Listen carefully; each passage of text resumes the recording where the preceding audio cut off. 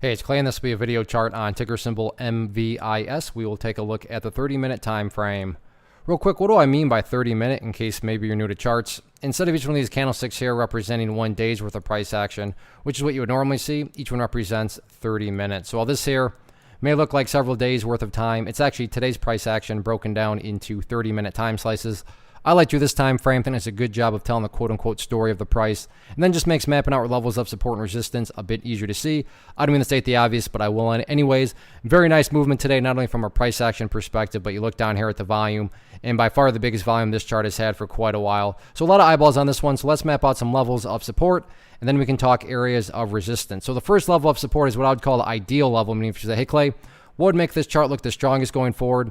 And that would be if the price can stay up here above $1.15. Now, don't get me wrong, if the price falls below $1.15, I'm not saying that the entire chart's ruined or anything like that. But yeah, if the price can continue to consolidate right around that area like it's been doing, that would certainly be a huge sign of strength going forward. Taking a step back, looking at things from more so the bigger picture point of view, that is where the purple line down here comes into play, which is the famous 50-period simple moving average. Keyword being moving. As time goes by, this line here is going to move itself higher and higher. So a very basic yet highly effective way to judge the health of the move. This right here being defined as quote-unquote the move. Just watch that purple line. As long as the price stays above that line, as the line itself moves higher and higher, then the bulls are in full health, the bulls are in full control. However you can best visualize that, in your mind, whatever makes the most sense, go with that. Now, again, staying above $1.15, that would certainly be best case scenario. But from a grand scheme of things perspective, as long as the price is above that purple line, then the bulls 100% own the chart. Now, what about levels of resistance?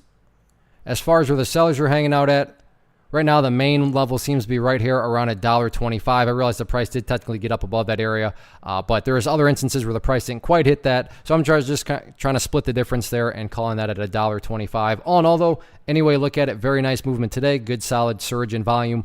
Now it's just a question of can the bulls build upon this momentum going forward? We shall see. One of the biggest questions I get is, hey Clay, how do you find the stocks that you trade? So what I've done is put together a free resource guide where I talk about the tools that I use to locate stocks that I find interesting and think may have potential. So if that sounds like something that could add value to you as a trader, then click on the image that is up on the screen right now and I will email you the guide. The guide itself is very short and to the point, and best part, it's completely free. Thanks for watching the video. Let me know if you have any questions.